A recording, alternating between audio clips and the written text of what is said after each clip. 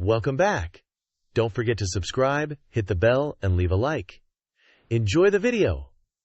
Two officers thought they had found an easy target. What they didn't realize was that he oversaw the entire department. The crunch of tires on gravel filled the still evening air as Julian Coleman, a 48-year-old man known for his calm demeanor and leadership skills, turned onto Sycamore Avenue. He was returning home after a long but fulfilling day spent meeting with community leaders in Charlotte, North Carolina. His modest black sedan blended seamlessly into the suburban streets, and his thoughts drifted to his wife's famous pot roast awaiting him. Suddenly, blue and red lights flashed in his rearview mirror, cutting through the darkness like an alarm.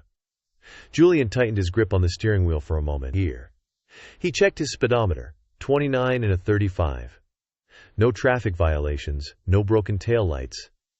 Yet the patrol car's siren blared, instructing him to pull over. "Stay calm," he whispered to himself as he signaled and steered his car to the roadside.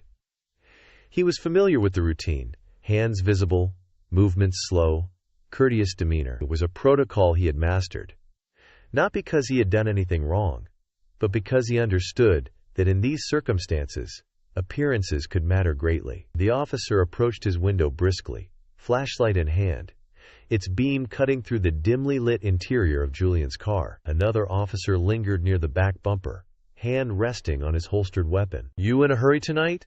the first officer barked, his voice laced with suspicion. "No, sir," Julian replied evenly, his tone calm but assertive. "Just heading home." The officer's flashlight swept over Julian's face, lingering just a moment too long before darting down to his lap, his console, and then returning to his face. "License and registration," he commanded, disregarding Julian's response. Julian reached slowly into his glove compartment, narrating each motion. "I'm getting my registration now. My license is in my wallet. I'll reach for it after this." The officer remained silent, but his stance became more rigid. "Do you know why I pulled you over?" he inquired, although the question seemed rhetorical. Before Julian could answer, the officer continued. "You were driving erratically back there, swerving into the other lane." Julian frowned. "With all due respect, sir, I wasn't swerving. My dashcam can confirm that." The officer interrupted sharply. "Dashcam, huh? That'll be seized for evidence. Step out of the vehicle." Julian blinked, taken aback by the abrupt escalation. "Is there a problem, officer?" "I'm fully complying." The officer's jaw tightened. "I said step out of the vehicle now."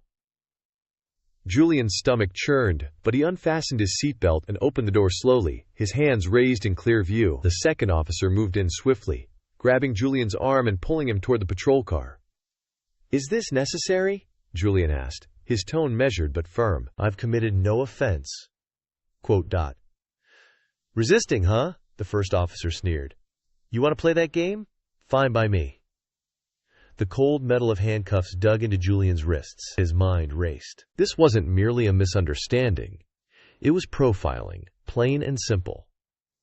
As the officers pushed him into the back of the squad car, Julian glanced down the street. Several neighbors peeked through their blinds, their silhouettes illuminated by the glow of porch lights. No one stepped outside, but this was far from over. The officers had no idea who they had just arrested, and Julian had no intention of remaining silent for long. The patrol car rattled slightly as it moved down the street, Julian sitting rigidly in the back seat. He looked out the window, watching familiar landmarks blur past, but his mind was not on the scenery. Instead, he was trying to grasp the absurdity of what had just occurred. The two officers sat in front, engaging in casual banter as if they hadn't just handcuffed and detained a man without justification. The younger one, Officer Daniels, looked back at Julian through the rearview mirror. "So what's your story? Late-night drug run? Or do you just enjoy giving us a hard time?" Julian met Daniels's gaze without flinching. "I'm just a man trying to get home, sked." "Yeah, sure," the other officer, a stocky man named Officer Reed, scoffed. "We hear that all the time. Reckless drivers always have an excuse." Julian held his tongue. Arguing now wouldn't be beneficial. He took a deep breath, mentally assessing his options.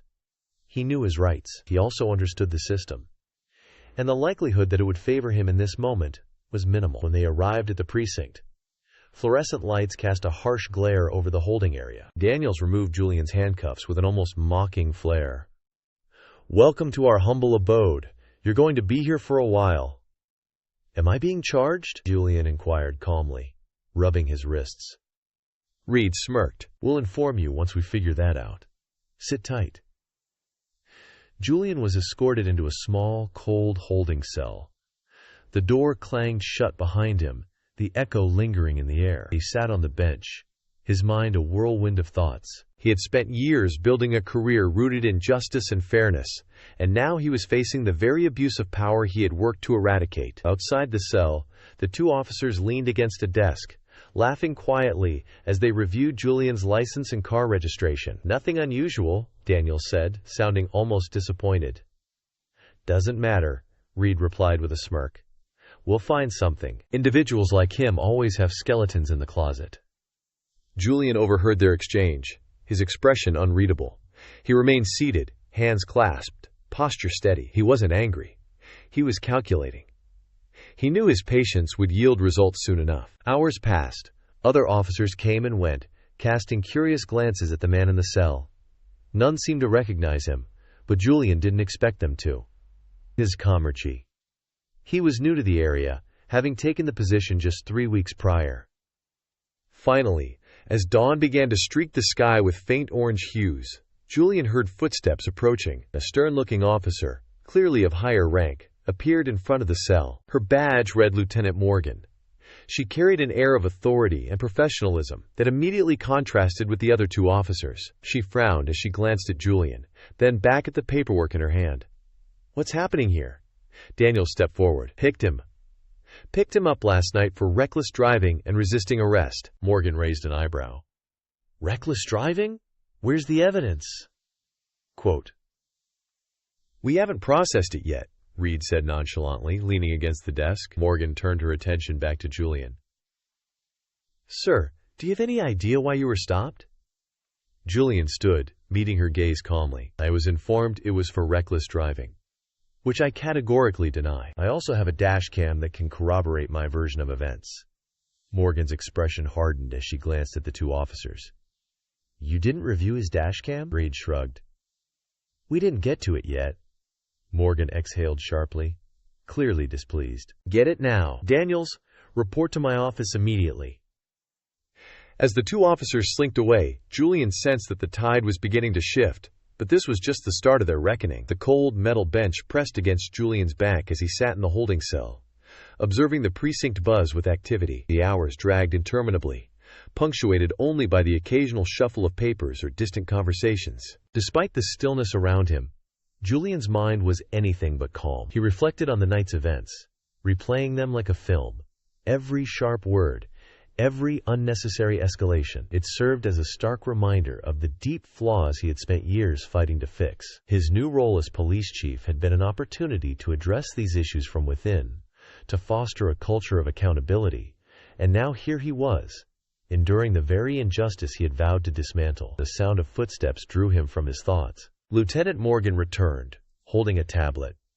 She motioned for him to step closer to the bars. "We've reviewed your dashcam footage," she stated, her tone clipped but professional. "I've also spoken with the arresting officers. Let me be clear. This should never have occurred. The footage contradicts their report entirely." Julian raised an eyebrow, not surprised, but still awaiting her next words. "I'll be releasing you immediately," she added, "but I'd like to discuss next steps privately." Moments later, Julian emerged from the cell and took a seat across from Morgan in her office. The room was stark, with a desk, a couple of chairs, and a small file cabinet. No frills, no distractions, just business. "I'll be filing a report against Daniels and Reed," Morgan began, folding her hands on the desk. "But there's something I need to ask." She hesitated, clearly considering her words. "Who are you really? You're far too composed for someone who just spent the night in a holding cell over nothing." Quote, Julian leaned back slightly, offering her a small, measured smile. "I appreciate your diligence, Lieutenant, but let's just say I've been in situations like this before. I've learned to maintain my composure." Morgan studied him for a moment, then nodded. "Fair enough. But I suspect this isn't the last we'll hear of this situation." As Julian left the precinct, the early morning sun warmed his face, but the weight of the night lingered heavily on his shoulders. He didn't head straight home. Instead, he drove to his office, parked in his reserved spot, and walked through the doors of the police headquarters he now oversaw. His assistant, Anita, looked up from her desk, startled. "Chief Coleman, you're here early." Julian nodded, his expression neutral. "It's been a long night." "Anita, could you prepare the briefing room for me? I need to address the department this afternoon." Anita nodded quickly, sensing the seriousness in his tone. As Julian entered his office and closed the door behind him, he exhaled deeply. He knew what lay ahead. This wasn't solely about him. It was about what his experience represented. The public trusted him to lead, to protect, and to hold others accountable. That responsibility weighed heavily, but Julian embraced it. Before he could act, there was one more challenge to face.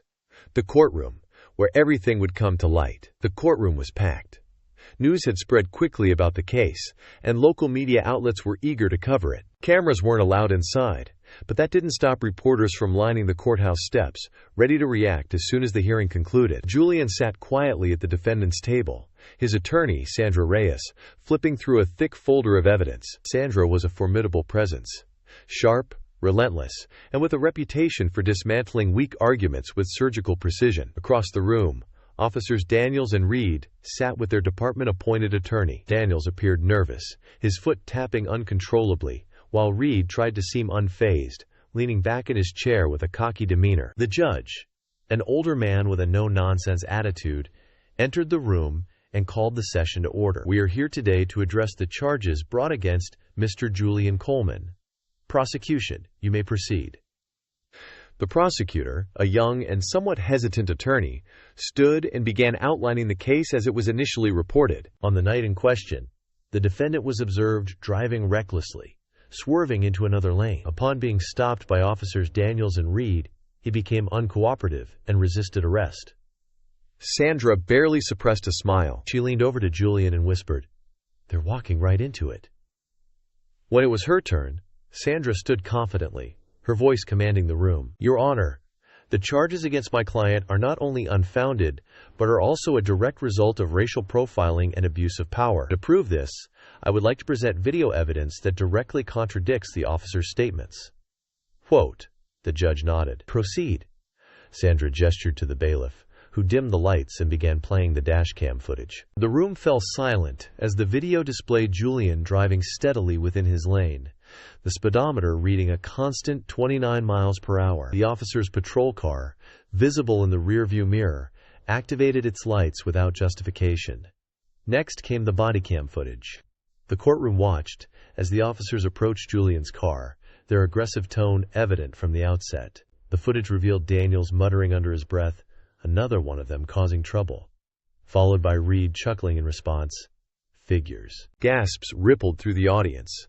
The judge's brow furrowed deeply as he glanced at the officers. Sandra paused the video and addressed the court. "This is the level of professionalism displayed by Officers Daniels and Reed. Now, let's fast forward to the arrest itself." The footage continued, showing Julian complying calmly, narrating his movements as he retrieved his registration and license. The contrast between his composed demeanor and the officer's hostility was striking.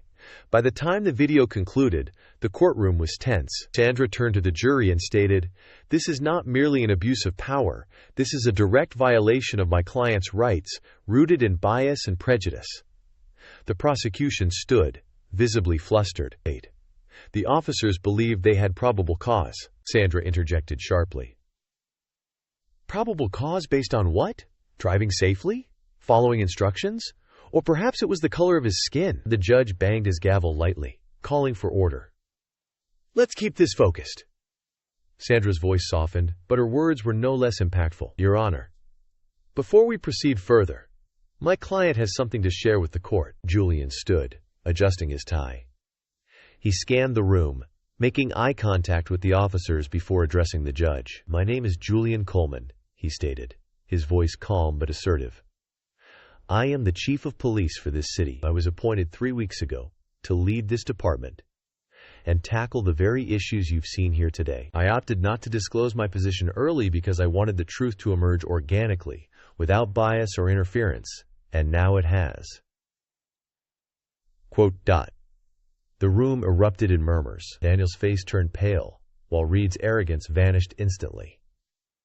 The judge banged his gavel repeatedly, demanding silence. Julian continued. This isn't just about me.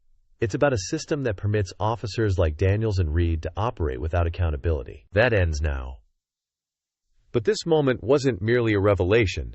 It was a reckoning, one that would resonate far beyond the courtroom walls. The courtroom buzzed with tension as Julian took his seat, his final words hanging in the air like a thunderclap. Daniels and Reed sat frozen, their expressions a mixture of shock and fear. The judge called for a brief recess, allowing everyone to process what had just occurred. When court resumed, the tone had shifted entirely. The prosecution offered no further arguments, and the judge dismissed the charges against Julian immediately. But that was just the beginning.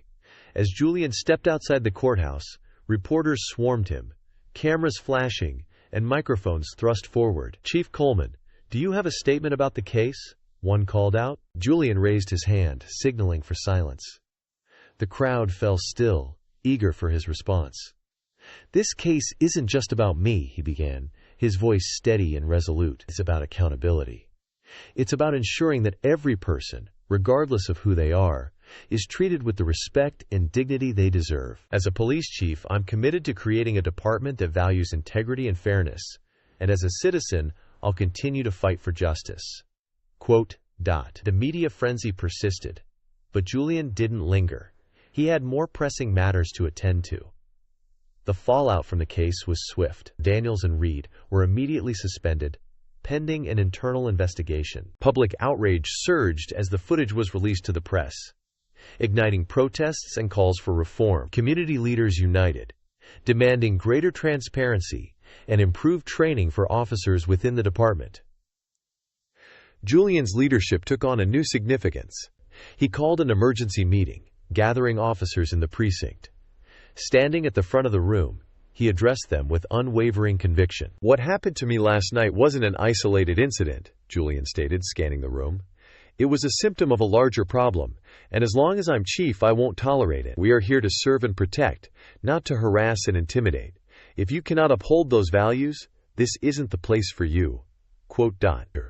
The room fell silent, his words penetrating any lingering doubt about his intentions. In the weeks that followed, Julian enacted sweeping changes. Mandatory bias training, stricter oversight, and an anonymous reporting system for officer misconduct were just the beginning. The community began to witness a shift, though restoring trust would not happen overnight. Months later, Julian sat on a panel at a town hall meeting, listening, as a young man stood to speak. Chief Coleman, he said, his voice slightly trembling.